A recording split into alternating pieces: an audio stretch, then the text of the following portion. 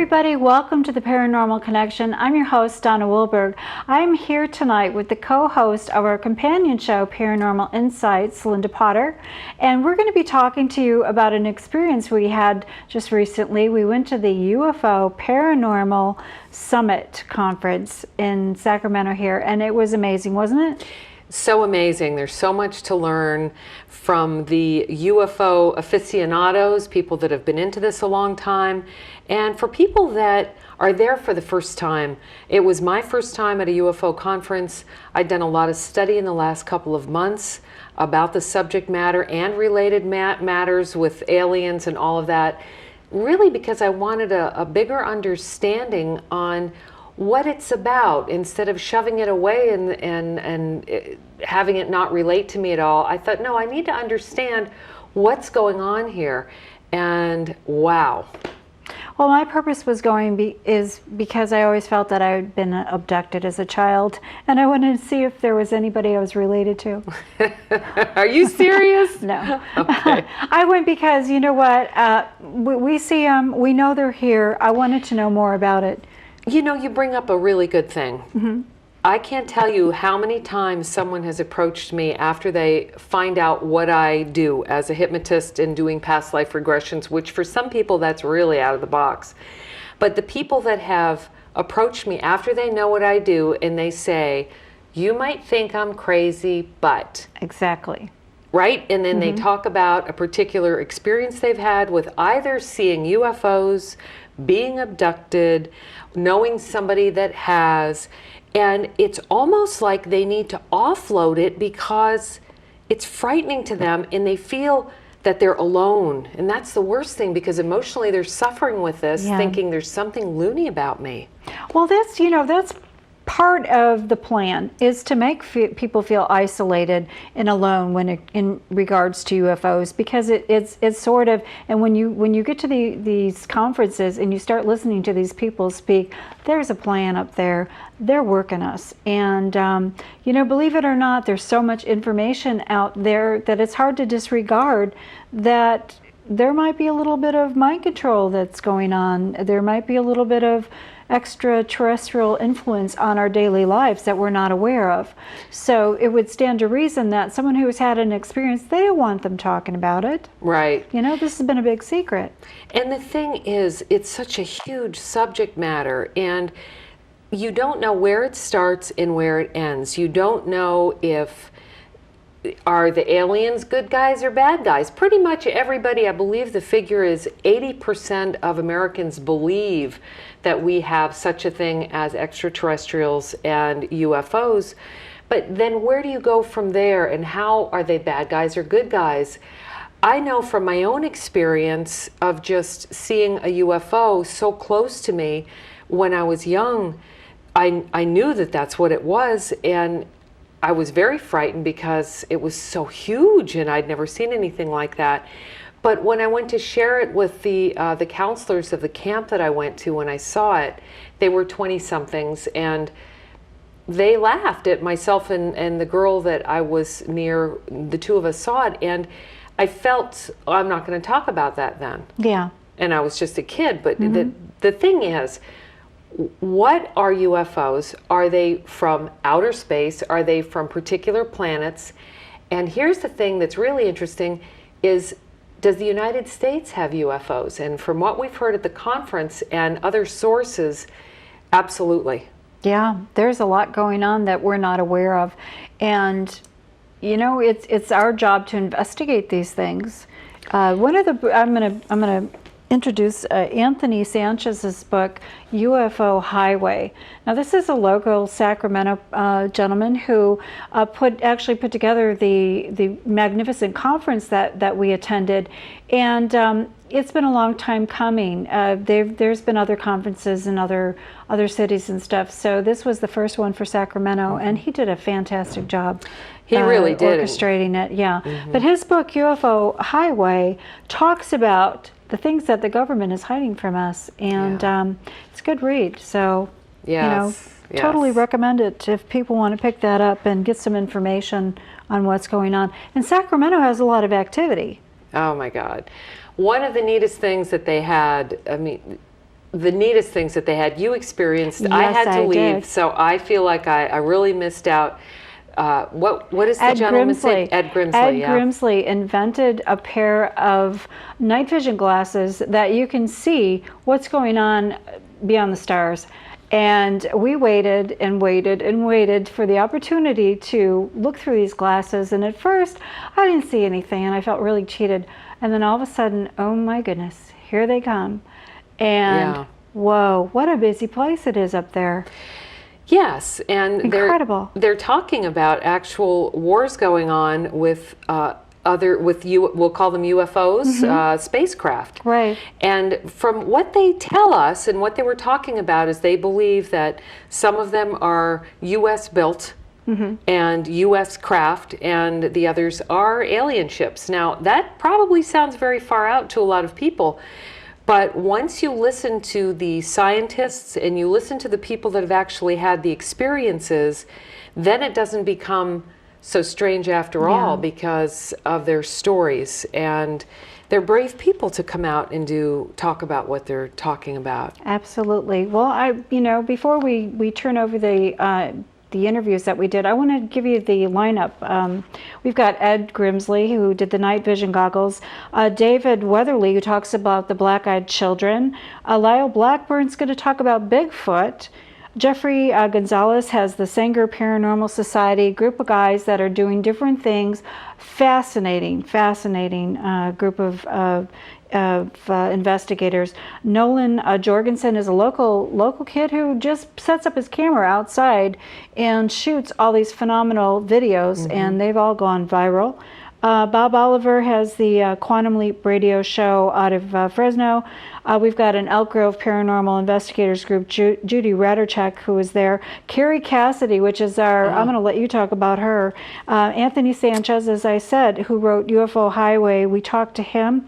And Michelle Menny, who talks about the planetary meditation. She does planetary meditations, but it's all about harmonics and the conversion and what's going on with the sounds, actual sounds that are coming to this planet and kind of realigning our chakras. It's amazing. So these are the things that we're going to be offering you in the next two shows. So please stay with us, and for the rest of this show. And for the next time, we're going to be bringing you all these people and their expertise. I'm here with Ed Grimsley, who has invented night vision glasses for seeing UFOs. This is so awesome. Ed, how did you come up with this idea? This is phenomenal. Well, I'd been drinking heavy that night, and no. I saw UFOs as a younger person, and I knew they were out there. And so I thought you could see into the dark if you get the right goggles. So I bought a pair of cheap ones. They didn't work. And then I bought a pair of high quality ones. And they worked so well that when I went out, I would see the UFOs. I could see bats, birds, bugs, all these things flying. I could see some satellites, but I could see UFOs turning, maneuvering, changing directions, stopping, starting out. Things that you thought were stars, sometimes would just start up and fly away. And so I knew I had discovered this world of night vision, ufology. And so I started telling people and showing people. And then I went to a conference, and this first one I'd ever been. And I realized so many people believed in UFOs, but they hadn't saw them. And so in front of about 250, 300 people, I stood up and told George Norrie that I can show people UFOs, and I could show him UFOs. If it's a clear night, they're out there. And I put them all in shock, and then later people were coming up and coming out to the roof and to other areas, and in downtown Santa Clara, San Jose, I showed them UFOs. And I took George Norrie up on the roof, and I got him out there and showed him UFOs. And I figure now that he's almost as crazy as I am. But they're real, and he knows they're real. He got to see them. Well, this is what people can expect to see on your Night Vision UFO Wars video. Is that correct? Yeah, this video is made up and helped me make it up by Jose Escamilla. That we worked together on moon rising and some other work as well, but he helped me with this, and we put it into a little video to give you an idea of what's real. And there's craft flying in squadrons over Albuquerque, New Mexico.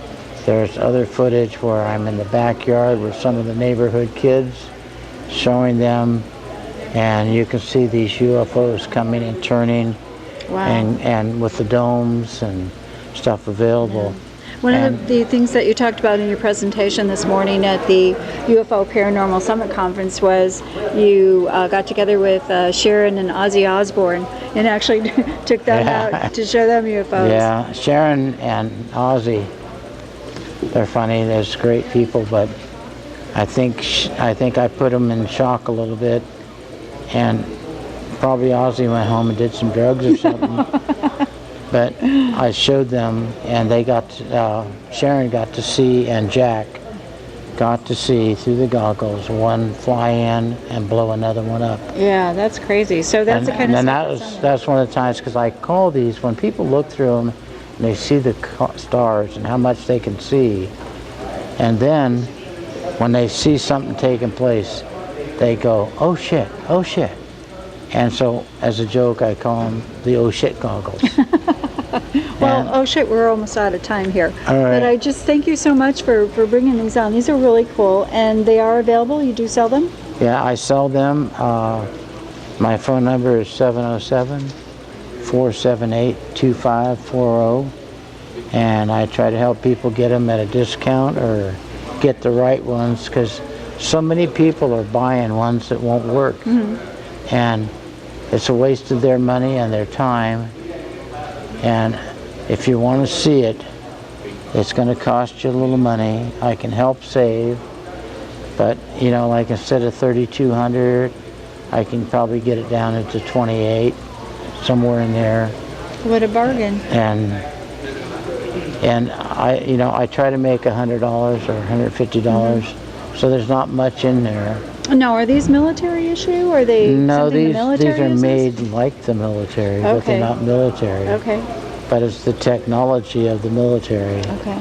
And you can't ship them out of the country, but I make another brand that's my work, and the factory makes them for me, that you can take out, and I ship those to Switzerland and Australia and all around. And if I can make 100 or 150 on a pair of goggles, it helps me to pay for driving to conferences, mm-hmm. and doing work, sure. And putting on shows. There you go. Well, thank you so much, Ed. We appreciate you stopping by and talking to us. And I will show you, this is me behind my glasses, but my eyes and my light and not much sleep is catching up quickly. This is a conference. You're not expected to sleep. And, well, I understand, but when I was in there listening to another conference speaker, I was listening, and then I realized I had one eye closed. And I kept listening, and then I realized I had two eyes closed. Uh-oh.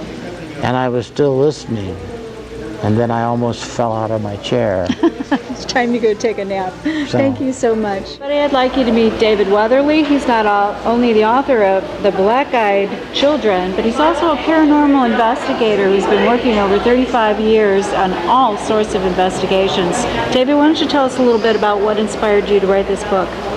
That's a bit of a long story, but to keep it short, the black-eyed children, a very strange phenomena that seemed to surface in the early days of the internet, appeared at first to be an urban legend, but I met a gentleman who had an encounter with these kids, inspired me to start researching it further, and I ended up finding stories literally from all over the world and going back in history well before the internet and television. Very scary, very interesting. So what is the phenomenon about these kids? What are your thoughts on what they are, who they are, where they come from? That's very intriguing. One of the reasons I wrote the book was because this phenomena, these kids really cross the boundaries. They have things in common with demonic or undead entities. Obviously, there's a correlation with alien hybrids because of the solid black eyes. A lot of people assume that's what they are, that they're hybrid children. They share things in common with ghosts, tricksters, men in black, just a whole broad spectrum of the paranormal. And quite honestly, there's not a solid answer. I present a lot of the theories in here. I draw correlations historically with some other beings that behave in similar ways. And I sort of try to leave it up to the reader by saying, these are the accounts, this is the research. I'm just presenting it to you. A journalist from Texas named Brian Bethel posted a story on a very early internet forum that detailed his encounter with a pair of black-eyed kids. The Bethel story was that he had driven to a strip center to pay a bill. He was sitting in his car writing a check. All of a sudden there was a tapping on his windows. He was too nervous to put the window down because there were two kids standing outside of his car. As shown in this drawing, he lowered the window just slightly, and they began to speak with him. They were saying things like, "Hey, mister, we just want to ride to our house. We want to see a movie." People describe the skin as being very pasty. Some people even say it looks artificial. Monotone phrases. These kids repeat the same things over and over and over again. They don't really respond to direct questions. The depictions of these kids, pretty creepy. How'd you like that showing up at your door? If we look at the grays, there are obviously a lot of similarities. Solid black eyes, pasty gray skin, it's kind of pale, sometimes described as looking artificial. There are accounts that have surfaced of people who have encountered these children and absolutely believe that these children are hybrids. There's a very fascinating account in the book that came from a woman who was a longtime abductee. She had vivid memories of being abducted for a good portion of her life until she turned 30. We've got a new book coming out, but UFO Highway. Can you just give a little synopsis of what people can expect on that read? UFO Highway, in 2010, I interviewed a retired United States Air Force colonel out of McClellan Air Force Base. I've taken a lot of flack for this because there are people within the UFO circles who don't believe the validity of my source. They don't believe that. A lot of people are saying, "Oh, he's just giving you disinformation anyway. It's a bunch of disinfo." But I got a lot of people that believe in this person's story because of the facts, the level of data backing the facts. And to me, that just says volumes about the man, what he claims he did. And I really don't care what the detractors say. There's a lot of debunkers out there who are very vicious, in fact. But we've got Norio Hayakawa in attendance here, who wrote the foreword to the book, who's probably one of the most skeptical people that I know when it comes to this whole UFOs and alien, subject matter. And he feels strongly that yes, there is something there in Dulce, New Mexico. And that's what the book's about. This colonel claims that he worked in Dulce, New Mexico at an underground facility where there were grays. Grays that have been there for a very long time, that we discovered them in 1938, and by the mid-40s we were working with them, and by the 80s and 90s we were working in collusion with them to conduct very, very malevolent type experimentations on animals, humans, genetic type experiments, even super soldier programs, where potentially they abduct small boys and inject them with high levels of testosterone and a bunch of other stuff, and just to see what the hell it's going to do to them. And here's an interesting fact, and I'm getting kind of choked up about this because I know people from Dulce, New Mexico. In fact, I have people at this conference, a family from Dulce, New Mexico. They just drove 29 hours to be here. so that they could see Norio and me present. They're good friends of ours. They're a family, a very prestigious family from the Hickory Apache Nation. Matter of fact, she is a 13-year veteran police officer of the Hickory Apache Police Department, and he's a 7-year veteran police officer.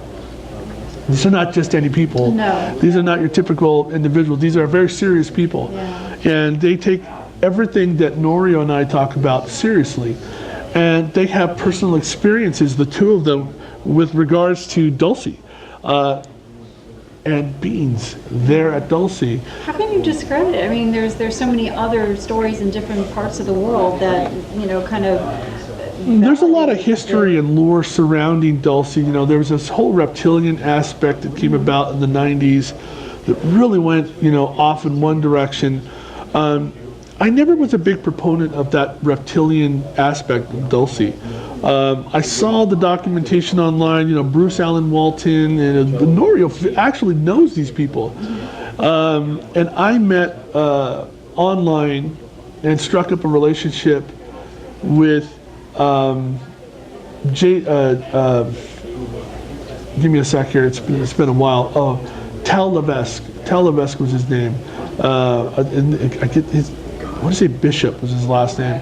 We talked for a few months, and actually Norio can tell you quite a bit more about him because he actually physically met the guy in person, knew him quite well. Mm-hmm. Yeah, Tal Levesque was his name, and I'm going to say it was Jason Bishop was his name. I think it was Jason Bishop. I don't recall but I know for a fact it's Tal Levesque. But anyhow, these guys were really pushing that whole reptilian story. Well, I met the colonel said to me that Dulce has nothing to do with reptilians. It's everything having to do with grays, that there are no reptilians. Although he did say that there was this one subset of grays that had been genetically modified to include reptile-like traits, but it had more to do with like a chameleon, so that they could, you know, blend in with a wall, with like a background or something. Yeah. Their outer epidermis had these strange properties and whatnot. Yeah, and talk about that a little bit in the book.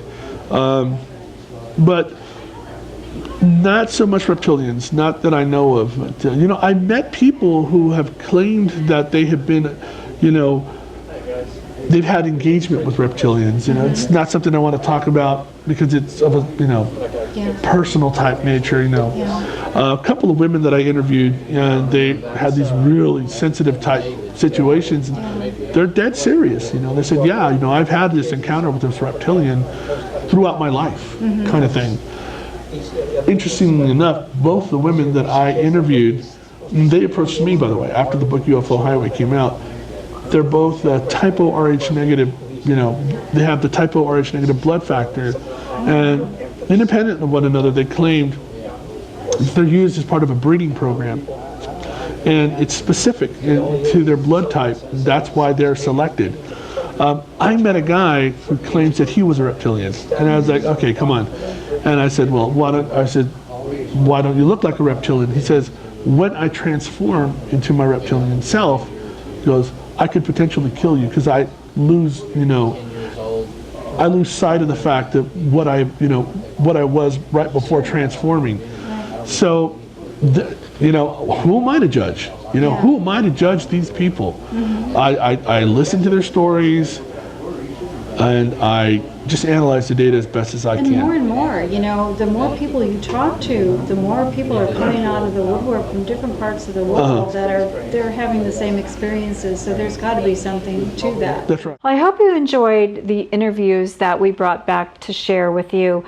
And Linda, why don't you talk about who's coming up in the next show? We're going to have on the next show an interview that Donna and I both did with Carrie Cassidy, who is a woman who has a platform that is so wonderful. She interviews all kinds of whistleblowers. It's called Project Camelot, and it was quite an honor to interview her. And Donna and I both were able to do that, and we're going to be very happy to bring that to you. And in the coming shows of Paranormal Insights, we've got some really great people in the lineup. We're going to incorporate them as vendor segments in our show. Mel Fabregas is going to be one of our guests. He is the co-host of Veritas, which is a wonderful platform for people to come and talk about things that aren't allowed on other stations, just like you do, Donna, with your show Paranormal Connection. We have Jay Widener, which, what a coup that was. He's an awesome filmmaker from Southern California, and he has filmed Stanley Kubrick's, a documentary on Stanley Kubrick's movie. Really a wonderful guy, very insightful. He's going to be on in a vendor segment. Jeff Gonzalez, who is going to be on National Geographic, and by the time you all see this, he will be, but I know they're going to do reruns. You're not going to want to miss that because it's about local stuff in Fresno, California, and of course, Carrie Cassidy. So quite a lineup coming with Paranormal Insights as well. Well, that's super. Well, why don't you, we give you some information about the show Paranormal Connection, and we will have all the links to all these people that we're talking about, all the people we interviewed at the conference on our blog spot, so take a look. The Paranormal Connection airs the first and third Thursdays of the month at 9:30 p.m. following Ancient Wisdom on Comcast, Channel 17 in Sacramento County. Our companion show, Paranormal Insights, airs on the second and fourth Thursday of the month. You can also watch us online. Go to accesssacramento.org and click on Watch 17. Encores of each show air Friday at 1:30 p.m. and Saturday at 5:30 a.m. Contact me at paranormalconnectiontv@gmail.com and check for upcoming information on all of our guests at paranormalconnectiontv.blogspot.com. Join us on Facebook. Just search for Paranormal Connection. Become a friend, become a fan. Well, Linda, in closing the show, I just want to say we had a great time. We learned a lot, and I'm so excited to be bringing this to everybody. Yes, I feel it was a unique opportunity to attend this conference, and I've heard of them before, but I never thought about attending. I can't tell you how pleased I am that I went as well. Right, and I want to thank Renee Chavez, because he really, he not only told me about it, he connected us with the right people to get us in there and, talking to the people that we did. So thank you, Renee. Yes. All right. Good night, everybody. God bless. And we'll see you next time on Paranormal Connection.